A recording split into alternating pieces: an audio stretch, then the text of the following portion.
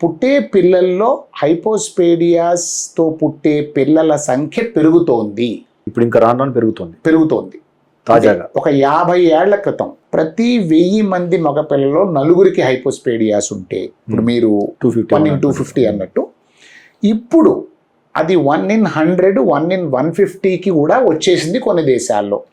America నుంచి రీసెంట్గా నేను ఒక ఆర్టికల్ చదువుతున్నాను, అందులో 7 per 1000 అని వచ్చింది. 7 per 1000 ఈజ్ 1 in 150 కంటే ఎక్కువ. డెఫినెట్ గా ఇది పెరుగుతోంది. పెరుగుతున్నప్పుడు మనం కారణం తెలుసుకోవాలి, ఎందుకంటే prevention is better than cure కదా. పుట్టిన తర్వాత చేసేదానికంటే. అన్ఫార్చునేట్లీ హైపోస్పేడియాస్ ఎందుకు వస్తుంది దానికి ఇప్పటిదాకా కారణం తెలియలేదు. 95% హైపోస్పేడియాస్ జెనెటిక్ కాదు. మేము కూడా కొంత రీసెర్చ్ చేస్తున్నాం దీని మీద, జెనెటిక్ స్టడీస్ అన్ని కొన్ని మేము చేస్తున్నాము. సమ్ ఎన్విరాన్మెంటల్ ఇన్ఫ్లుయెన్స్ వల్ల జరుగుతుంది. అంటే మనం తిండిలో కావచ్చు, తాగే నీళ్ళలో కావచ్చు. ఒక 5% జెనెటిక్ ఉంటాయి. సో ఇప్పుడు మా దగ్గర కూడా ఒకే ఫ్యామిలీలో 2 బ్రదర్స్ హైపోస్పేడియాస్తో వస్తారు.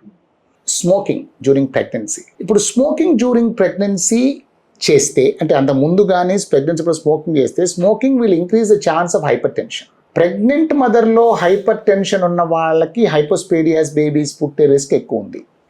ఇది confirmed. Delaying the pregnancy to an old age, ఫీమేల్స్లో ఎస్పెషల్లీ లేట్ ప్రెగ్నెన్సీస్ కానీ ఏజ్ ఎక్కువైన తర్వాత, plus these use of rampant use of female contraceptives and other things, and of course smoking and other things are definitely responsible for at least some of these hypospadias. మీరు తీసుకునే అదే మందులు, అదే నాణ్యమైన మందులు మెడ్ ప్లస్ బ్రాండ్స్ పై సగం ధరకే.